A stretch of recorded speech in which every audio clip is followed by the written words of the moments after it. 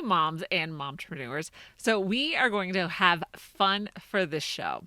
I am going to tell you 10 things you didn't know about this momtrepreneur and homeschool mom.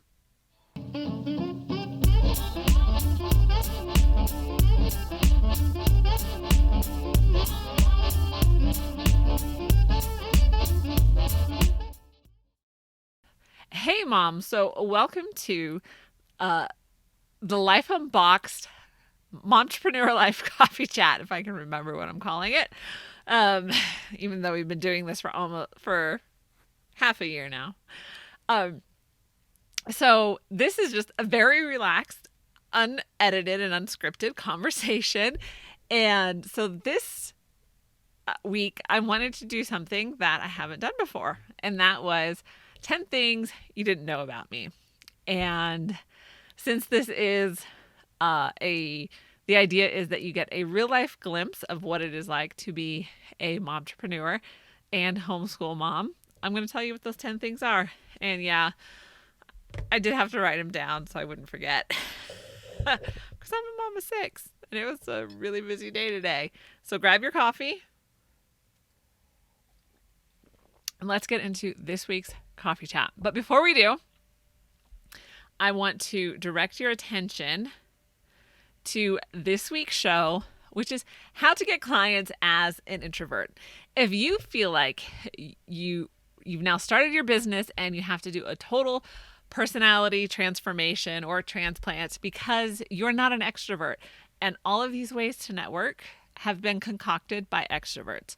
So it is time for introverts of the world to unite and take back this area of marketing, because there are ways to market that can fit into your introverted personality. So be sure to check out this week's show. Okay. So 10 things you didn't know about me. Number 1, when I was a teenager, I was lost in the Alaskan woods. Yes, search and rescue had to come out and find us. They even brought the dog out, but I have to say I was not really impressed with the dog, because even when we came out of the woods, it did not recognize us at all. Did not come over to us, did not acknowledge us in any way. So clearly it did not pick up our scent. And they even broke into my car to get my coat out, or my jacket out, so the dog could pick up the scent. So it was a jacket I had worn. And dog couldn't find my scent. So it was me and my sister and another friend of ours. We spent the night in the Alaskan woods. So that was an adventure. That was an adventure I will never forget. So that was one thing. Number 2, I'm an extremely picky eater. I think I'm worse than my kids. I'll just be honest with you. And for my husband, who is a born and bred New Yorker and who grew up around this food scene that his mom made sure that he was introduced to, I'm kind of like an anathema to him, because I'm like, I don't need to try it. I'm not even interested in it. I like to be comfortable with the foods I like, and we're good. I don't want to venture out. Occasionally I will, and I have. But for the most part, yeah, I'm just a picky eater, and I'm okay with that. So number 3,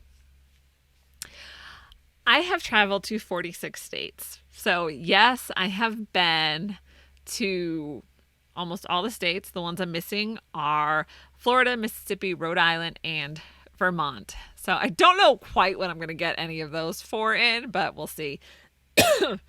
But yeah, so I've been to 46 states. So this is how it happened. My dad was in the military, and every time we moved, they decided the best way to do it would be to drive across country.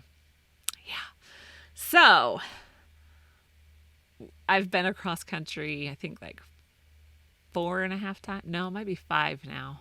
I've lost count how many times I have been across country, or at least halfway across. So that was my growing up. So, but I do appreciate the fact that I have seen a lot of this country, and I can appreciate the cultures as you go to different regions. And I do appreciate the food, especially like, when you go south, everything's fried. So you can appreciate that. Um, okay, number 4 is I know a lot about being crunchy. So I grew up like my mom was like no butter, no sugar, no salt kind of a thing, like because all those were bad then. Um, so she was very into nutrition. So I kind of grew up around that. So I know how to, or what I, let me rephrase that. I know what I need to do to eat healthy, to avoid environmental toxins, to clean and avoid environmental toxins, all of these things. So on the crunchy scale of 1 to 5, so 1 being you're not crunchy whatsoever, 5 being like you're making your own deodorant. So on that scale, I would put myself at a 2.5. But my knowledge on how to be crunchy, I'd put it at like a 7. So yeah, there's something to be said for do what I say, not what I do, because that is me when it comes to being crunchy. And it's mostly because I have 6 kids and I run 2 businesses. So I don't necessarily have the time that it takes to be super crunchy. Okay, number 5. So this one you may know, or you may not know if you followed me. I hate cooking. And I think I could just leave it at that. Like, I don't need to elaborate. I hate cooking. I hate everything about cooking. So, number 6, I was valedictorian of my Bible school class. So it was a small class. I will say that, but I was still valedictorian of it. Number 7. So I like to watch documentaries, and I read so much and I've watched so much that I can actually point out the fallacies in documentaries. I'm like, why do you have to do that? I actually hate that. But at the same time, it's actually a good thing that, someone could have their own spin on things. And because there's this wide range of knowledge that I have on certain subjects, I'm able to kind of like, no, that's not true. I will tell you, my favorite documentaries, hands down, are Ken Burns. Like, his are good. They're usually just well reported and I guess you could say entertaining. They keep you engaged. That's a good one. And also, if you have a chance to watch The Food That Built America, fascinating. So interesting. Especially the number of failures that are in that bunch. It's just, I was encouraged by it. Okay. Number 8. So even though I went to Bible school, I actually do not have a college degree because the Bible school was unaccredited. I could transfer credits over to, different schools. They have like a not reciprocity, but agreements with certain schools they'll accept the credits.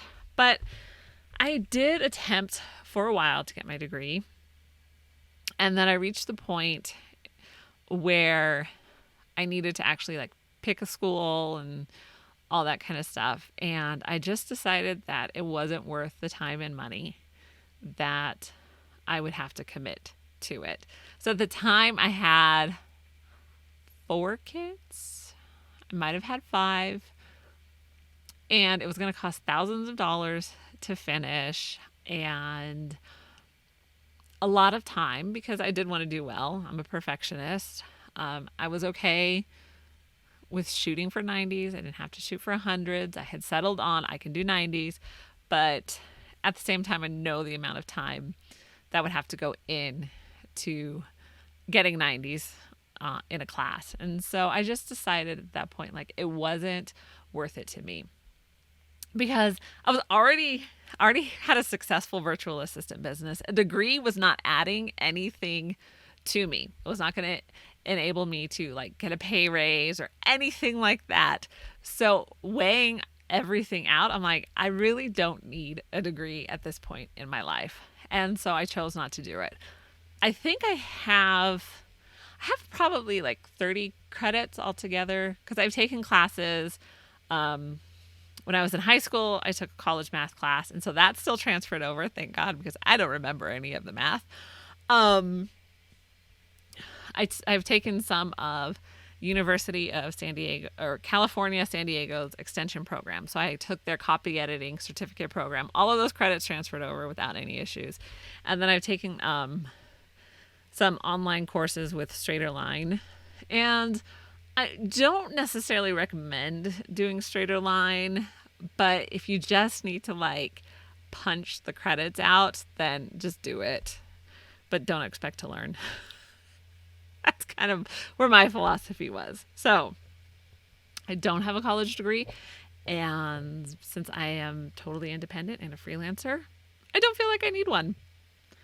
And I read lots of books. So at this point, I think like the amount of books that I've read, and I don't just read fiction, I read a lot of nonfiction too. I probably have the equivalent of a degree.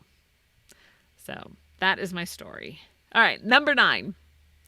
I like British police shows. So, Death in Paradise is one of my favorites. Right now we're watching Unforgotten,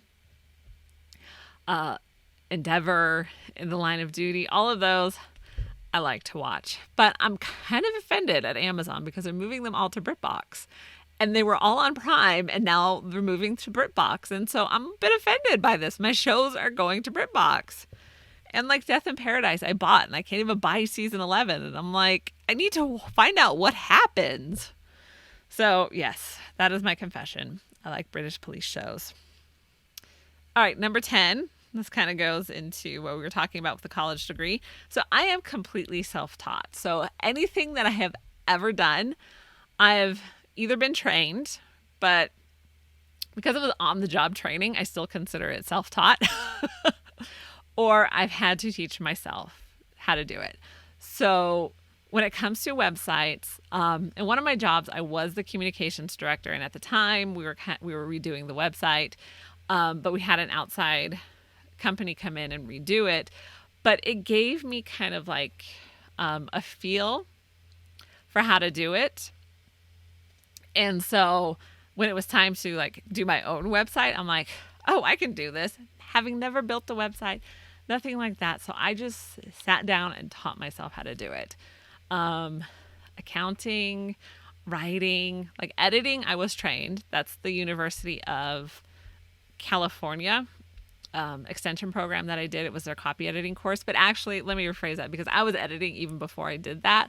I just wanted the certificate that said like, yeah, she's a real good editor. So, but everything that I have ever done as far as job and career has been totally 100% self-taught. And so I'm kind of proud of that. I really am.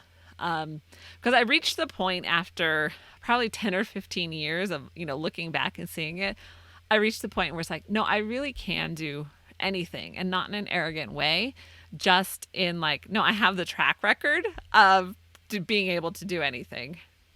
So those are the 10 things. So I have 2 bonuses for you, though. So the first one is I don't share coffee and chocolate. Just ask my kids. They ask to drink my coffee and they ask to eat my chocolate, and I tell them the same things. I do not share coffee and chocolate. And so before you judge me, going back to the crunchiness, I eat chocolate that is sugar-free, so like stevia sweetened and things like that. So it's kind of guilt-free chocolate. And I do not put sugar or milk in my coffee. I will drink it black because I like the taste of it.